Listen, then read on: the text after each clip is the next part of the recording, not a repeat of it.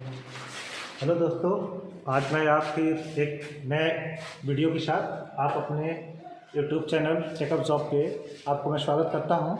और ये भारत का संवैधानिक विकास देखेंगे। इससे पहले मैं आपको 2 वीडियो संविधान पे दे चुका हूं, जिसमें मैं बताया था कि भारतीय संविधान की क्या क्या विशेषताएँ थी। ठीक, भारतीय संविधान को किस किस जगह से कौन कौन से स्रोत लिए गए थे, ये मैं बताया था। फिर आगे मैं ये भी बताया था कि संविधान किसको कहा जाता है। तो देखिए, भारत में जो संविधान का विकास हुआ था, वो संविधान का विकास एक दिन का नहीं था। आप जानते ही हैं कि भारतीय संविधान को बनने में 2 वर्ष 11 माह 18 दिन लगे हुए थे।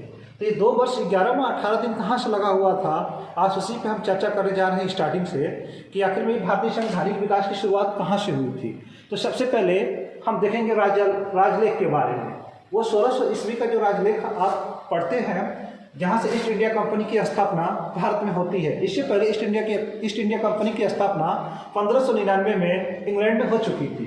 लेकिन वहाँ की रानी, जो तत्कालीन रानी थी, महारानी एलिजाबेथ थी, जो प्रथम थी, और उनके निर्देश में क्या हुआ था कि पूर्वी देशों में, यानी कि एशिया के देशों में 15 वर्ष के व्यापार करने के लिए ईस्ट इंडिया कंपनी को छूट दी गई। ओके, और इस ईस्ट इंडिया कंपनी को एक तरफ से 15 वर्ष के लिए एकाधिकार दिया गया।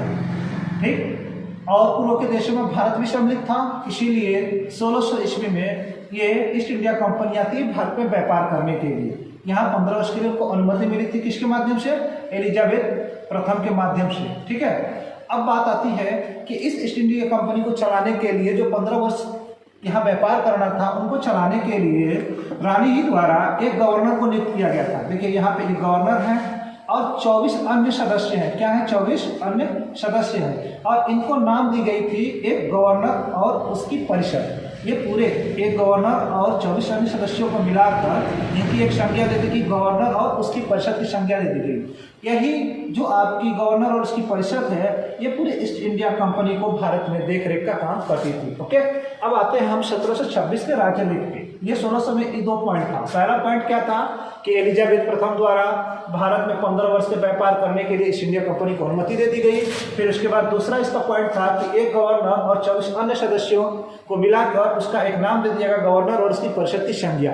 ठीक, और ये क्या करता था कि पूरे कंपनी का देखरेख इसके अंडर में होता था, यानी कि गवर्नर का और उसके परिषद में। अब आते हैं हम लोग 1726 का राजालेख। 1726 के राजालेख में हम देखेंगे कि जो ईस्ट इंडिया कंपनी थी, ईस्ट इंडिया कंपनी पे जो विधि बनाने की शक्ति होती थी, वो इंग्लैंड में बैठे बोर्ड ऑफ डायरेक्टर होता था, उसको परमिशन था। लेकिन ये 1726 का राजालेख के अकॉर्डिंग क्या हुआ कि हमारे यहाँ 3 प्रेसिडेंसी नियुक्त की गई। 3 प्रेसिडेंसी में कौन कौन से?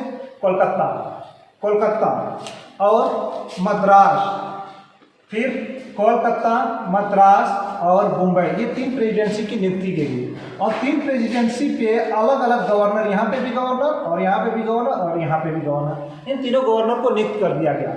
जो पहले बोर्ड ऑफ डायरेक्टर ब्रिटेन में बैठे इन प्रेसिडेंसियों के लिए नियम बनाती थी, अब उनके जगह पे क्या हुआ कि ये तीनों गवर्नर जनरल की नियुक्ति की गई और इनको शक्ति दे दी गई कि आप इन तीनों प्रेसिडेंसियों पे क्या बना सकते हैं? विधि बना सकते हैं। इनको परमिशन दी गई। ठीक है, कौन कौन से? 3 प्रेसिडेंसी थी। एक आपका कोलकाता था, दूसरा आपका मद्रास था और तीसरा आपका मुंबई था। ये 3 प्रेसिडेंसी है। पी से मैंने डोनेट किया है प्रेसिडेंसी, और जी से को मैंने डोनेट किया है गवर्नर को। ठीक है, ये 1726 के राजालेख में इतनी भूमिका इनकी थी। अब आते हैं हम 1773 के रेगुलेटिंग एक्ट पे। देखिए, 1773 रेगुलेटिंग एक्ट जो था, वो आपके एक समिति के द्वारा आया था। वो समिति थी गुप्त समिति, और उसको कौन लेके आया था? किसके सिफारिश पे आया था वो? तो उस टाइम ब्रिटेन के जो प्रधानमंत्री थे लॉर्ड नाथन की सिफारिश पे ये गुप्त समिति आई थी, और गुप्त समिति के ही अकॉर्डिंग 1773 रेगुलेटिंग एक्ट को लाया गया था। और इसमें क्या हुआ था कि पहली बार संविधान का उल्लेख मिलता है, लिखित संविधान का उल्लेख पहली बार यहाँ पे हमको मिलता है। इससे पहले जो कंपनी का राजालेख होता था वो मौखिक तौर पर होता था, लेकिन यहाँ पे पहली बार लिखित संविधान को प्रस्तुत किया गया था। और इसी के अंतर्गत, यानी कि 1773 रेगुलेटिंग एक्ट के अंतर्गत क्या हुआ था कि एक बंगाल का फोर्ट विलियम प्रेसिडेंसी नामक एक्ट पारित किया गया था। बंगाल के फोर्ट विलियम प्रेसिडेंसी नामक एक एक्ट पारित किया गया था, और इसके अंतर्गत क्या हुआ था कि जो हमारी 3 प्रेसिडेंसियां थी, 3 प्रेसिडेंसी कौन कौन थी? एक कोलकाता था, मद्रास था और मुंबई था, और तीनों के अलग अलग गवर्नर जनरल थे।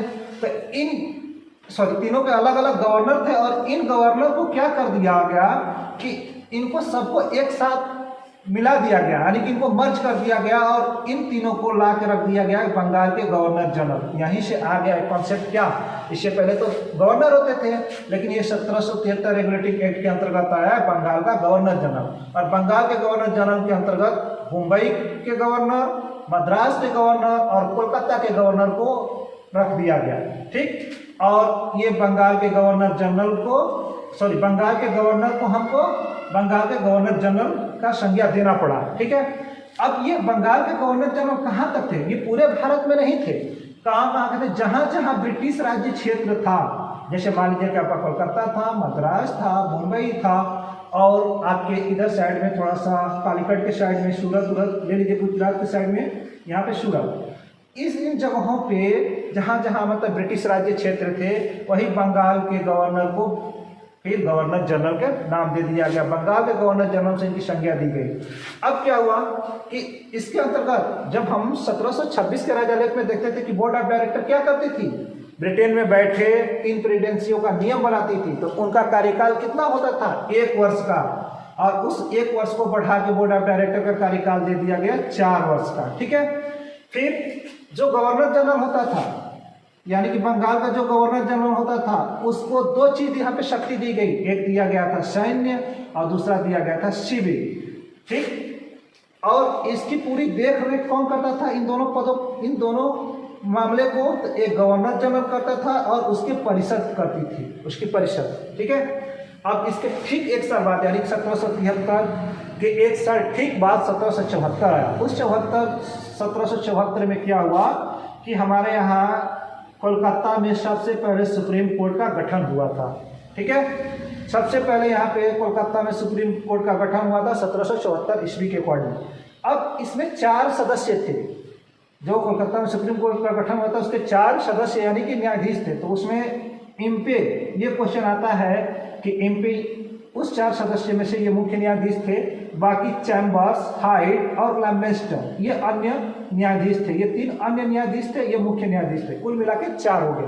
ठीक है, यदि इनके विरुद्ध यानी कि सुप्रीम कोर्ट के विरुद्ध हमें कहीं अपील करनी होती थी तो वो अपील प्रीवी काउंसिल में होता था, जो कहाँ था? ब्रिटेन में था। ठीक है, अब आते हैं नेक्स्ट, इसमें 6वां पॉइंट पे कि एक और चीज लाया गया 1773 रेगुलेटिंग एक्ट के तहत। क्यों कि उस टाइम व्यापारी जो होते थे, ईस्ट इंडिया कंपनी के कर्मचारी, जितने व्यापारी होते थे और ईस्ट इंडिया कंपनी के कर्मचारी होते थे, वो बिना लाइसेंस का व्यापार करते थे। और बिना लाइसेंस का व्यापार करने का मतलब वो हुआ कि ईस्ट इंडिया कंपनी घाटे में जाने लगी। घाटे में क्यों जाने लगी?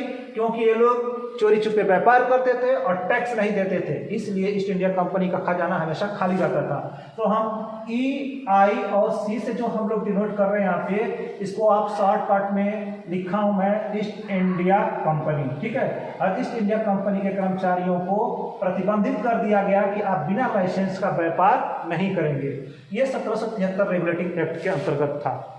तो हम लोग क्या देखे? 6 पॉइंट देखे हैं 1700 रेगुलेटिंग एक्ट के अंतर्गत। पहला ये देखे थे कि वहाँ के जो प्रधानमंत्री थे लॉर्ड नॉर्थन की सिफारिश पे गुप्त समिति आई थी, और यहीं से हमारा पहली बार लिखित संविधान का उल्लेख मिलता है। फिर दूसरा नंबर पर मैं ये देखा था कि बंगाल के एक फोर्ट विलियम प्रेसिडेंसी नामक एक्ट पारित किया गया था, जिसके अंतर्गत किया गया था कि मुंबई, मद्रास और कोलकाता तीनों प्रेसिडेंसियों को एक सम्मिलित रूप से बंगाल के गवर्नर जनरल के अंतर्गत कर दिया गया था। ठीक, और यहीं से नाम पड़ा बंगाल के गवर्नर को हम गवर्नर जनरल की संज्ञा देना शुरू कर दिए। ये क्वेश्चन आता है कि किस एक्ट के अंतर्गत बंगाल के गवर्नर को गवर्नर जनरल कहा जाने लगा? तो 1773 रेगुलेटिंग एक्ट के तहत। अब आते हैं कि जो बोर्ड ऑफ डायरेक्टर था, वो बोर्ड ऑफ डायरेक्टर का कार्यकाल 1 वर्ष था, जिसको कि बढ़ाकर 4 वर्ष कर दिया गया।